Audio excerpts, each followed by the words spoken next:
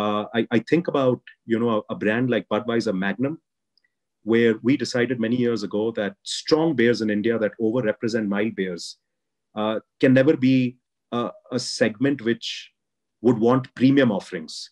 So all strong beers in India were what we call core priced.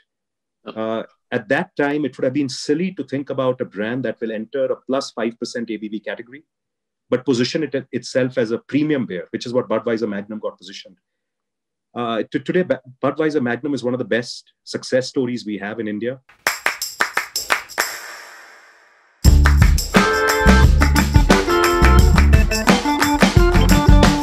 So hello, everybody. Welcome to this special episode of I Wish My Boss Told Me That. We have a special episode today where we're going to talk about the beer business. Very interesting business, very exciting business. And who better to talk to than our own Kartikeya Sharma? He is our president for India and Southeast Asia. And he's been with the company already for several years, so has a lot of experience in the business, has a lot of experience also in the India and the Asia business. So really glad to have you here on board, Kartik. Welcome. Likewise, Serge, and thanks for having me. I know we've been speaking about this for a while. Unfortunately, it took a bit of time to finally get here because of the unfortunate surge of COVID, but very happy to be finally participating in this award-winning show. It was conceptualized a few years ago, and I'm glad we're finally in a position to exchange some views as well. Yeah. No, great to have you on board. Maybe tell us something about your studies at the time, and how did you end up in the beer business? Well, yeah, so it takes me back in time, but what I'll maybe do today is step back a little more beyond just AB-InBev and start maybe more in, the period when I was still studying in college. So I'm a economics grad, very passionate about all things numbers and patterns and trends and human psychology. More on that later, but that's sort of the seeds of, curiosity around consumers and the way brands are built with consumers sort of was seeded. But what really, I became quite passionate about during my time in college was when I joined an organization called ISEC. It's a very large youth-run organization that focuses on developing youth leadership capability, primarily through the device of international understanding through exchange programs. And I joined ISEC as a volunteer, then I became full-time with them after my college days. And I thought of my career as being one which was anchored in this idea of wanting to change the world. We used to call ourselves change agents. As things stood at the time I was finishing my tenure as president of ISEC India, was an opportunity from back in the day. Interbrew, which had just become InBev, the combination of AMBev. We also had Cadbury Schweppes as one of our partners, so there were opportunities across some of our global partners as ISEC had these companies. My recruiting manager back then was BK Terling in Leuven, which is where I interviewed. Funny story, got late to the interview because I went to Louvain instead of Leuven. I thought it was the same thing. I got there and I asked for InBev's office and they said, no, you're a little far away. And my cell phone, etc., while traveling internationally was not primed to make crisis calls. So I got late to my interview. But BK Terling was very kind. She still spoke to me because I said, I've kind of flown from India, so I think 30 minutes can be factored into the delay at my end. I didn't have a hope in hell that I'll get the role I interviewed for, which is to join InBev because of that delay. But as things would turn out, I got the call and I was part of a group of trainees, very, very fascinating group, about 9 people representing 9 different countries. All of us started in different functions. I started in the people function. And of course, from there, joined other functions, ultimately finding my calling in all things commercial. So we used to have a group called AB-InBev International, which back in the day used to be called International Market Development. And the entire career has been one large adventure, taking me from one market to another. Always very passionate about going to markets where we don't have fully developed businesses, because I'm quite fond of building things. And that opportunity has been one that I've got in AB-InBev in a big way. So it's been an exciting career, which has finally culminated in this role that I've had for the last year and a half, which is to run my own business and shape its future, along with a very talented group of people that we have managed to attract and now have as our core sort of group out here in the business. So it's been an adventure over the last 16 years, but one where I think our company and its purpose in particular has been the biggest calling. This very large, higher order idea we have, which is to bring people together. I don't think, Serge, it's been more relevant than it is right now with COVID. That's it. And I think what our sustainability 100+ agenda has done is given it an extra layer of being able to drive engagement, not just with our own people within the company, but also external stakeholders in a manner that really gives us longevity versus a lot of other companies, because we've outlined this idea that we're not going to bring people together in a world which is not going to be around. And I think us as a corporate citizen deciding to play that role has made the company the one that you fall in love with all over again. So it's been one happy marriage so far.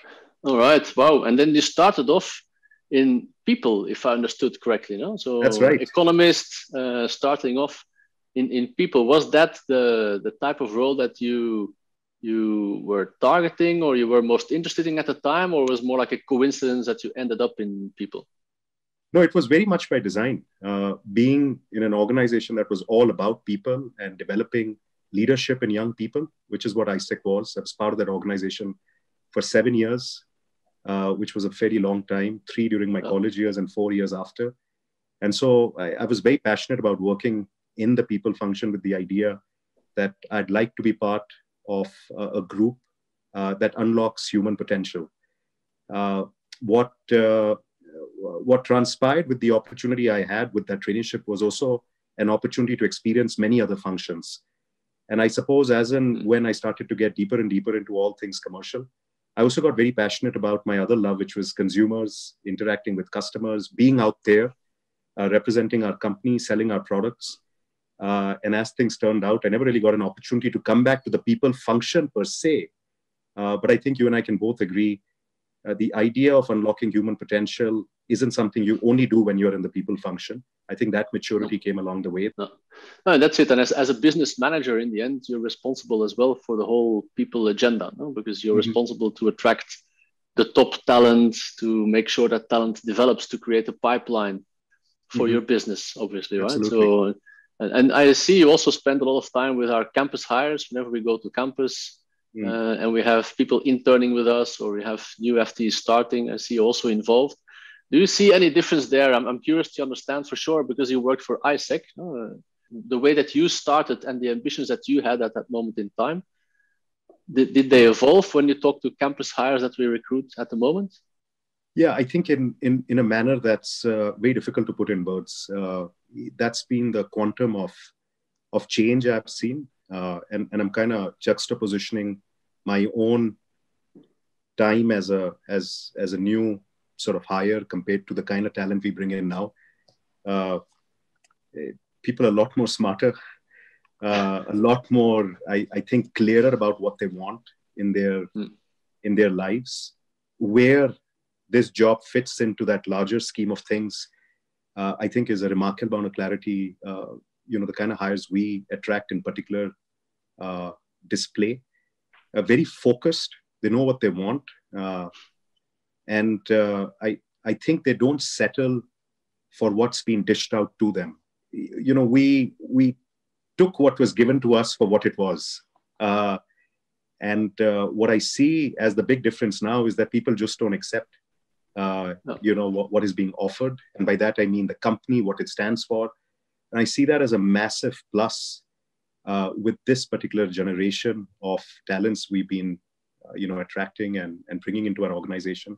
They really are active participants in continuing to shape the future of the company. They voice their opinions without the fear of judgment or retribution. And that's in part because of the culture we are. We invite people to be very open and challenge us, but respectfully. And we create that environment in which people can, bring their most authentic selves, make their views very clear. And I do believe these are all significant positives that the current generation of talents bring to organizations. If there is one maybe difference, which I'm not entirely sure, I can't quite put my finger if it's a positive or a negative, is there's more homogeneity or similarity between groups of people today than there were in the past. I think groups of people in the past were more heterogeneous or different. I would have a view be a little different from my peer or someone else. Today, there's a little more of that similarity. And like I said, I'm not too sure if it's a good or a bad thing, but I do know what it tends to do at times is if there's one person who's a little impatient, I think it tends to sort of wrap that whole cohort in that same lens of impatience. In whichever way, you and I and many other leaders who owe it to the people that we bring into the organization is somehow to impress upon them this idea that ultimately it's a marathon and not a sprint. And, you got to pace your own career based on what makes you most comfortable with who you are and how you think you can grow, develop, life, and ultimately be okay with the choices you've made, as opposed to live it on someone else's terms by always looking over your shoulder and seeing what the other person is doing, which sometimes derails high potential talents because they kind of follow somebody else's script and not their own. That probably is the only thing I would find as a little bit of a, in our words, gap to close in maybe what I see in the current generation. But overall, I would say it's not even a contest. The difference between the talent today and what I may have brought to the table many years ago. No, very right. I think the campus hires are a lot more vocal than us for sure, which helps us as well to adopt or to adapt the company and the organization much more to the younger generations and also to the consumer in the end, because a lot of those people are our consumers, so we need to understand as well better. And I think you're right in terms of the peer pressure. The peer pressure I think is a lot higher than I see when I also started. Probably because people are much more connected as well. I wasn't that connected with LinkedIn, but LinkedIn is also a curse when you think about, did that guy get another promotion again? But he might still be doing the same job. No, he might have a promotion, might have another designation, but the designations are getting sexier, Yeah, that's it. Yeah, I think that doesn't help because I see a lot of campus hires indeed under a lot of stress because they have to achieve because somebody else apparently seems to be going faster. So I think that's a bit of a risk, as you said. And if you look at it, if you look at us, if you look at myself, I'm kind of halfway of my career. So it's after 20 years. So it is not a sprint. It is a marathon, right? So I see a lot of people being very ambitious in the first couple of years, but I would say try to learn as much as possible. And I think that's what I find interesting also about your career path is that you did several types of roles. As you said, you started in ISEC, which was more people focused. Then you moved into the people area. Then you moved into marketing. Now you're kind of a BU head, which is sales. You oversee their supply, etc. So quite interesting to see that you also moved around into different types of roles, which I believe makes you much more well-rounded senior leader if you're able to go through different roles. Than if you try to go extremely fast in just one role, which I'm not saying it's bad, but it's a very different type of career, I think. Back in the day, I'm forgetting the name of the chief people officer, but a certain Dutch gentleman who came and spoke about pace. And I remember he showed Patricia Capel's pace, which was a very popular pace to see. And, after that, everybody would ask, who is Patricia Capel? Because, you would see her pace. And her pace, was amazing with this idea of a zigzag career where you don't just go vertically up in your field of expertise. And I remember at that time she was head of treasury, because ultimately I did walk up to her and say, I've heard about your pace, and we used to have these beers on a Thursday evening in Leuven at GHQ. So one of the days, out of sheer curiosity, I walked up to her and I said, I know about your career. I'd like to have a chat with you. And I remember what they said. While there's nothing wrong in growing vertically, there's merit in being able to think about moving along. I was always very fascinated with this idea of a company that promotes to its employees this idea of trying to experiment and get yourself out of the comfort zone in so many different ways, as opposed to many companies who would be very comfortable trying to create specialists. And we love creating generalists because we feel that rounds them up better, to your point. But requires a lot of patience and resilience, because while you're moving zigzag, you see other people moving up the ladder. So sometimes is a good test for your patience and your resilience. Great, very interesting career step. So let's talk a little bit about the beer business. You've been in the business for a long time. You've worked internationally. You worked in India. So let's talk a little bit about beer business in India, because it's not an easy market, I assume. No, there's still some stigma left and right around alcohol business. People, for example, also from campus that have difficulty with their parents or family members saying, "Are you sure an alcohol company is that the right place for you to build your career?" How do you see today the challenges of the beer business in India? And let's talk a little bit about the future of the beer business. Well, India's complexity of, the many different complex rules and regulations that effectively govern 28 states very differently from each other is not unique to us. If you look towards a North American business, United States has a very similar complexity, with every state having a different set of legal drinking age regulations, route to market, etc. I think what makes India really challenging is the unpredictability of operating a business here, or in other words, volatility. You don't quite know what may happen on a Monday morning when you go to, when you start your weekend. You almost, it might be, slightly hyperbolic here, but you almost wake up on a Monday morning hoping against hope the world hasn't changed as far as your business is concerned. The last 4 years, on many a Monday mornings, the world did change. You wake up one morning and you realize the Supreme Court has acted on a public interest litigation and decided to shut, over 50% of all points of sale in the country. And you just realize, well, good morning to India too. When you see a news like that, and you calibrate a response, never a reaction. That's been the big learning. You react in this country, and you might as well shut shop and decide to leave, but calibrate a well thought out response. And the only reason I say that is because the following Monday morning, and it really happened that way, not a week apart, but many, many months apart, the Supreme Court arbitrarily also decided to reverse the decision. All we did in between is set the industry back by about 3 years over that small little, indecision. So you realize that there is a level of volatility here that is unparalleled to anywhere else in the world. In addition to that, you have the extra complexity with so much government involvement, over 150,000 licenses that you need to acquire every year to run your business. We call it the license to operate. That presents with itself so many possibilities of non-compliant behavior being forced by our employees just because of the way the system is set up.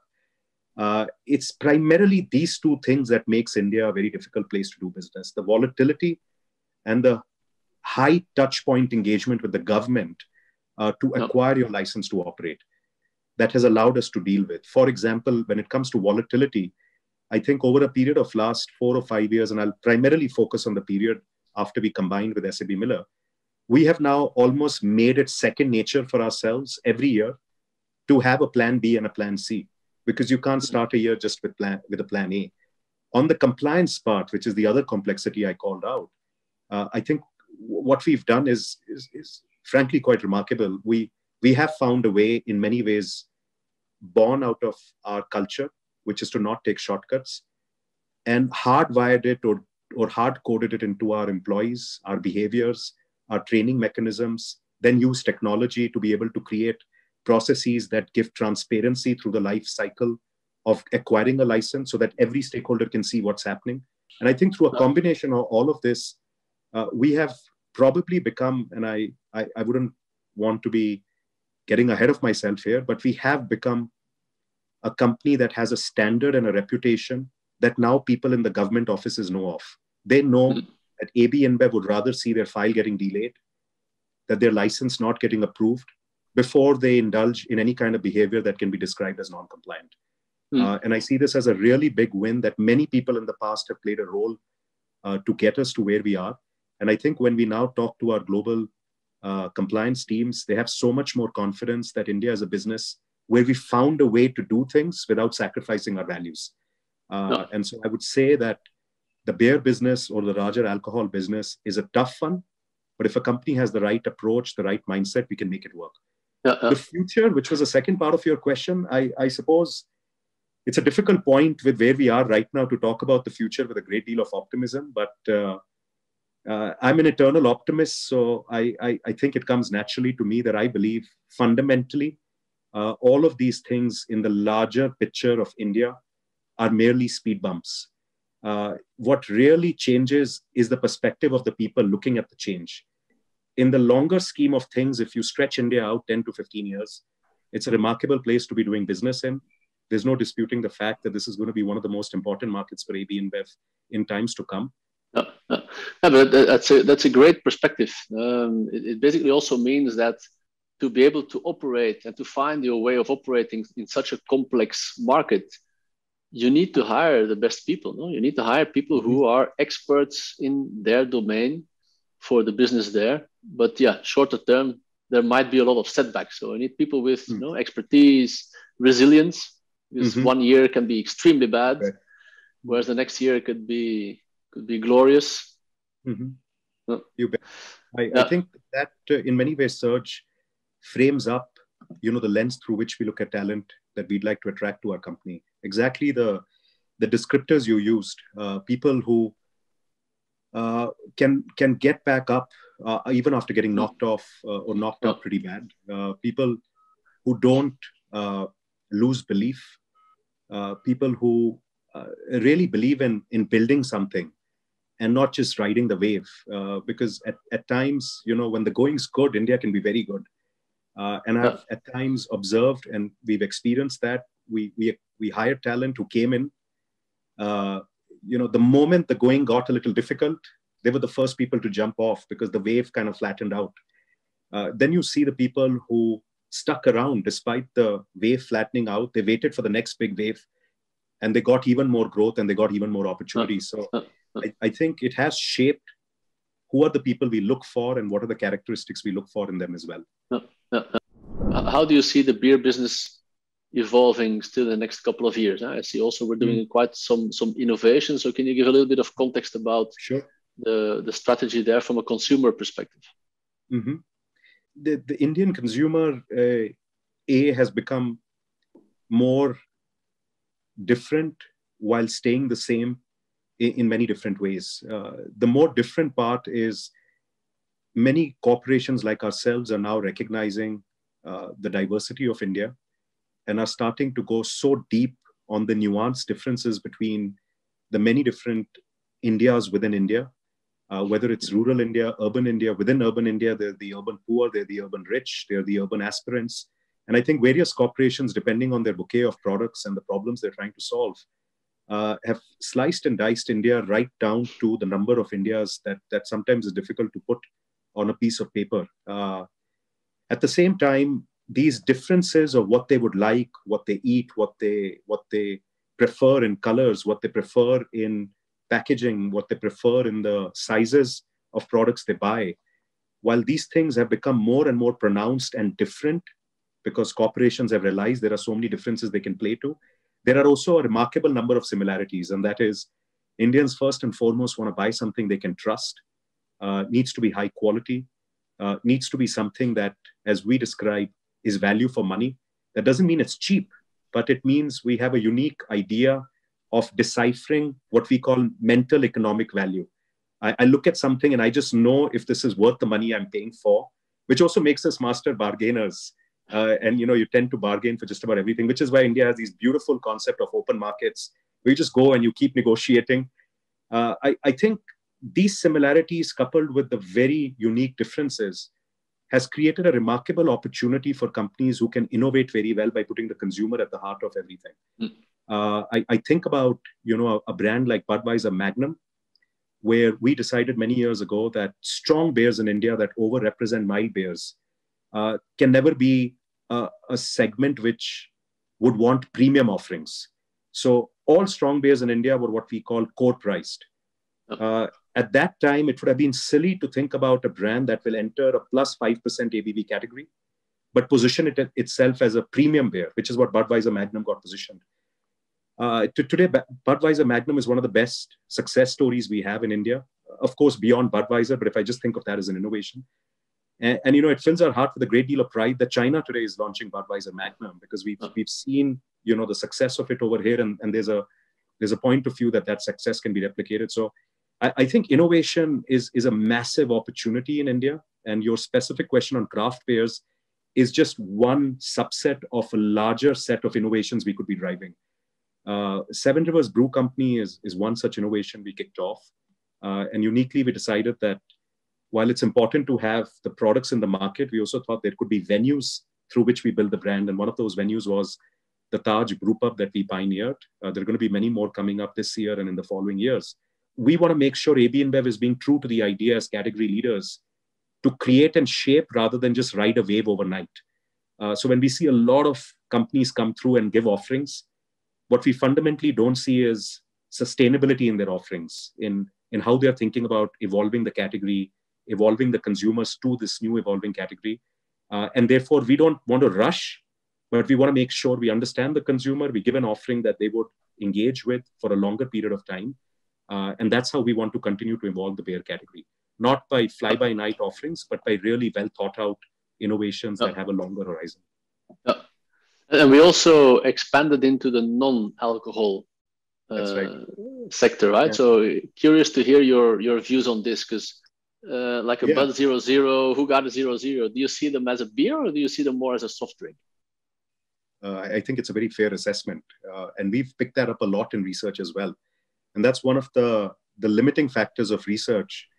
You know, Henry Ford had said back in the day, if I asked people what they really wanted, they would have told me they wanted faster horses. So you don't always do what consumers tell you to do through an insight. And the story was not very different. I mean, many people in research told us, I mean, it's so funny. What are you even asking? If I want to drink alcohol, I'll drink a product which has alcohol. Why would I drink a beverage that is fundamentally an alcohol, but without the benefits of alcohol? And that's the best articulation people could give to us. What we, however, saw and read between what people were not saying is that these same consumers have so many occasions when they want to go out for a good night out with their friends, but the occasion may limit their ability to engage with alcohol, either because they're the designated driver, or maybe somebody, you know, is going through a period where they're paying respect to a festival, a religious festival, and they've chosen to abstain from alcohol during that period. And we realized that these are occasions with alcohol drinkers where non-alcoholic beer could play a role. I'm not saying something mighty insightful, because we've seen this play out the world over. And so when we looked at non-alcoholic beer, Serge, we kind of started first with consumers who are already drinking alcohol, but may not always want to drink alcohol. And there are occasions where non-alcoholic beer could play a role.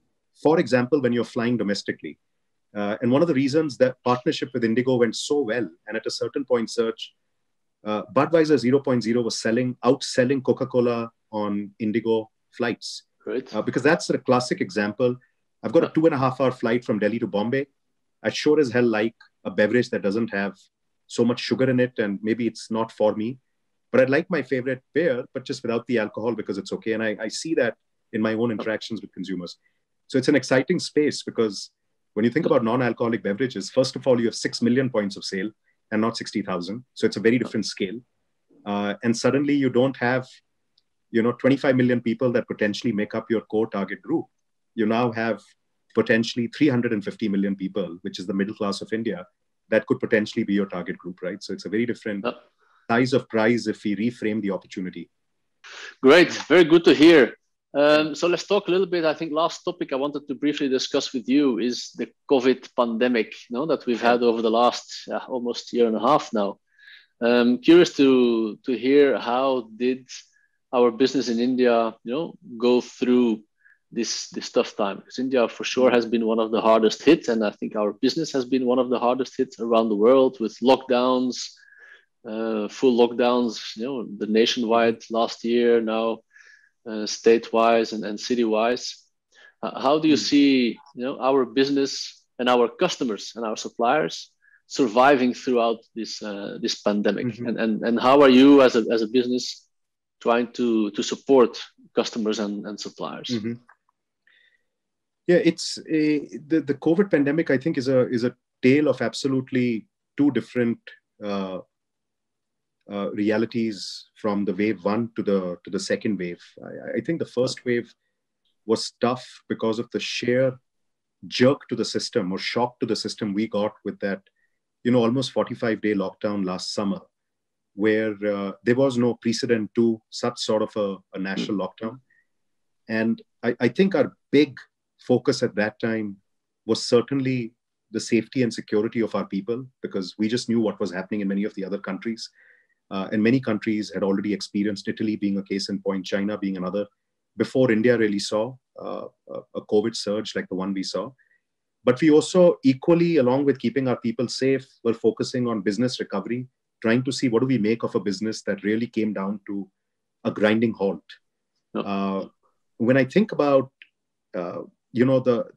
the actions we took at that time, the actions were, let's make sure our people are put, in a safe place as far as their work environment is concerned. So get them out of the office, get them out of the market, put a lot of distance in the breweries, only minimal staff that's required to run.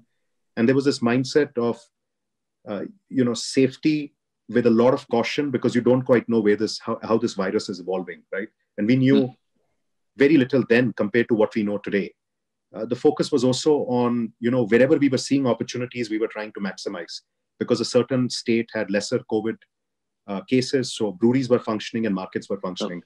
And as COVID started to go a little slower and slower towards October, November, December, our focus started to shift towards supporting customers and coming back to their business a lot faster, helping them in whatever way we can, as well as outreach to our communities.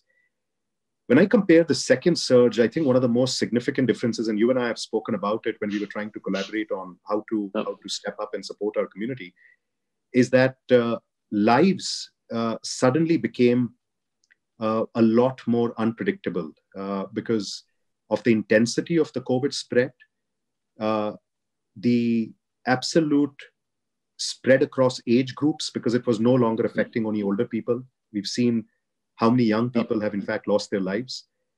And of course, the environment that got created as a consequence was of fear and anxiousness. And what we have sensed this time, which was not the case last time, is while you did not have this lock, stock national lockdown where planes were shut down and trains were shut down, and you have these mini lockdowns, is that irrespective whether the country was shut or open, you have people living with a very significant amount of fear in their mind about what happens if COVID happens to them and you don't even have a hospital bed to go to, irrespective of your means. So our focus this time has been more on mental well-being, making sure our employees feel safe, that the company is there for them by way of providing many different resources, including opportunities at work to truly switch off if they would like. Recently, we piloted the idea of, 2 days in a month where employees can choose to do nothing but tend to their personal self. We've looked at opportunities where, in very strong collaboration with you and what you've driven at GCC, Serge, this idea of providing a lot of consultants that people can speak to about the problems they're facing, whether they're mental health experts, doctors on call. But equally, in the more recent past, what we've done by stepping up and supporting the government with what they need the most, oxygen, supporting rural India, where COVID has indeed spread this time, unlike last time, and provided support in the form of food. What we're doing now, which I think is remarkable, and I think we're one amongst the very few companies who've taken that first mover step to go out there, procure vaccines, and ultimately vaccinate our people, because that's the best opportunity we have to save their lives and to make them a little more comfortable with the idea that they may not get COVID with the same intensity that some of the non-vaccinated people tend to get it. And ultimately, we're trying now to extend this opportunity of vaccination even to our trade partners. And, we're already looking at Delhi and Bangalore as two places, followed by Bombay, where we will hold camps for our trade partners, just like we're doing in all our breweries. We're not distinguishing between our temporary labor force as well as our own employees. We're vaccinating everyone. And we hope that we can continue to expand the scope of this vaccination drive to our suppliers as well, wherever the possibility arises. So we're taking a lot of steps to procure a lot of vaccines and offer this as an opportunity to play our part in safeguarding the future of our ecosystem. When you talk it through again, I'm very proud of everything that we did as a company. I think last year, but even more this year. It was very tough. This second wave, as you said, and it was a bit of an emotional moment last week when we saw all our employees going through the vaccination drives. No, it was amazing to see everybody going through the vaccination, because it gives us a little bit of a relief that our families and our employees are now more safe. Okay, we need to take the second dose, of course, still, but at least there's like a first ray of hope that we're going to be better off in the future. So, absolutely great. One last question, Kartik. So the name of this podcast is "I Wish My Boss Told Me That." So let's close with one career lesson that you have learned anywhere throughout your career, and that you would wish your boss would have told you early on in your career. You probably have a lot of them, but yes, and that's which one would you pick? That's I wish that's the one thing I thought of, which is a bit silly given the title of your podcast. But as I think this through, I've had the pleasure of some remarkable people and leaders in the company. Many of whom I know you know. But I think I'd probably go with Miguel Patricio, who I had the pleasure of working with very closely. I had the pleasure of his mentorship, when he was the zone president of APAC, later CMO, and had many opportunities to work with him very closely. And I very fondly remember we were all together in Brazil around the World Cup, 1 year actually before the World Cup, or 8 months before the World Cup, because the marketing community had come together to do a dry run of how do we want to win the World Cup. This is the one that took place in Brazil. We were at this hotel, Pestana, on Copacabana in Rio. And Miguel and I, on the last day, after a lot of badgering, I said, I want to have a beer, let's sit down. I want to talk to you about so many things. So we found an hour. And I remember going through that interaction. It was a remarkable interaction. Towards the end is what I'd like to quote here as I think through maybe the most profound advice I've had.